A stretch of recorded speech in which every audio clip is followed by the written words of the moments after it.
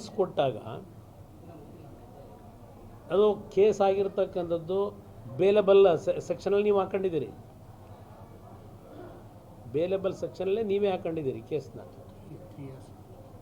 Bailable section ಅದು ಸ್ವಲ್ಪ ಇರಪ್ಪ, ಬೇಲೆಬಲ್ ಸೆಕ್ಷನ್ ಯಾರು ಹೋದ್ರೂ ಕೋರ್ಟಲ್ಲಿ ಇದು ಕೊಡ್ತಾರೆ, ನೀನು ವಕೀಲ ನಿಂದು ಬೇರೆ.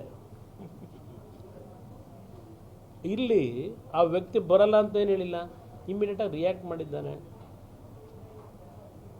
ರೇವಣ್ಣ ಅವರು 2 ದಿವಸ ಸಮಯ ಕೇಳಿದ್ದಾರೆ, ಬರಲ್ಲ ಅಂತ ಹೇಳಿಲ್ಲ.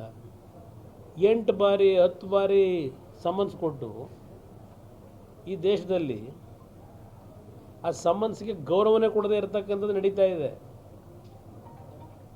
ಮೊದಲನೇ ಸಮನ್ಸ್ಗೇನೆ ನೋಟಿಸ್ಗೇನೆ ಬರಲಿಲ್ಲ ಅಂತ ಹೇಳಿ ಅದಕ್ಕೆ ನೀವು ಮಾತುಗಳು ಏನೇನು ಮಾಡ್ತಾ ಇದ್ದೀರಿ ನೋಡ್ತಾ ಇದ್ದೇನೆ. ಪ್ರಧಾನಮಂತ್ರಿಗಳನ್ನು ಎಳೆದುಬಿಟ್ರಿ, ಇದರಲ್ಲಿ ನೀವೇ ಕಳಿಸ್ಬಿಟ್ಟಿದ್ದೀರಿ. ದೇವೇಗೌಡರು ಪ್ರಧಾನಮಂತ್ರಿಗಳು ಇಬ್ಬರು ಚಿತಾವಣೆ ಮಾಡಿ ಕಳಿಸ್ಬಿಟ್ಟಿದ್ದಾರೆ ವಿದೇಶಕ್ಕೆ. ಯಾರು ನಿಮಗೆ ಇವೆಲ್ಲ ಹೇಳಿದವರು? ನೀವುಗಳೇ ಏನೇನು ಬೇಕೋ ಸರ್ಕಾರದಲ್ಲಿ ನಿಮ್ಮ ಮಂತ್ರಿಗಳು, ಡೆಪ್ಟಿ ಚೀಫ್ ಮಿನಿಸ್ಟ್ರು, ನೀವು ಈ ರೀತಿಯ ಹೇಳಿಕೆಗಳನ್ನು ಕೊಡೋದ್ರ ಮುಖಾಂತರ ತನಿಖೆಯ ಆ ದಿನ ಸರಿಯಾದ ಮಾರ್ಗದಲ್ಲಿ ತಗೊಂಡೋಗ್ಬೇಕು ಅಂತ ಇದ್ದೀರೋ, ಆ ತನಿಖೆಯ ವರದಿ ಕೇವಲ ಪ್ರಚಾರಕ್ಕೋಸ್ಕರ ಇಟ್ಕೊಂಡಿದ್ದೀರೋ ಈ ಕಮಿಟಿ ರಚನೆ ಮಾಡಿರೋದು? ಇದನ್ನು ಫಸ್ಟ್ ಆಫ್ ಆಲ್ ನಾನು ಕೇಳ್ತೀನಿ ಸರ್ಕಾರಕ್ಕೆ, ಮುಖ್ಯಮಂತ್ರಿಗಳಿಗೆ, ಆ ಪ್ರಕ್ರಿಯೆಗಳು ಹೆಂಗೆ ಪ್ರಾರಂಭ ಮಾಡ್ಕೊಂಡಿದ್ದೀರಿ ಅಂತ. ಇಲ್ಲಿ ಪ್ರಶ್ನೆ, ಈ ಪ್ರಕರಣ 21ನೇ ತಾರೀಕು ಏನು ಪ್ರಾರಂಭ ಮಾಡ್ಕೊಂಡಿದ್ದೀರಿ? ನಾನು ಅವೆಲ್ಲ ಬೇರೆ ವಿಷಯಗಳು, ನಾನು ಸ್ವಲ್ಪ ದಾಖಲೆಗಳು ರೆಡಿ ಮಾಡಿ ಇಟ್ಟಿದ್ದೇನೆ, ಇವರು ಏನೇನು ಮಾಡಿದ್ದಾರೆ ಅನ್ನೋದು.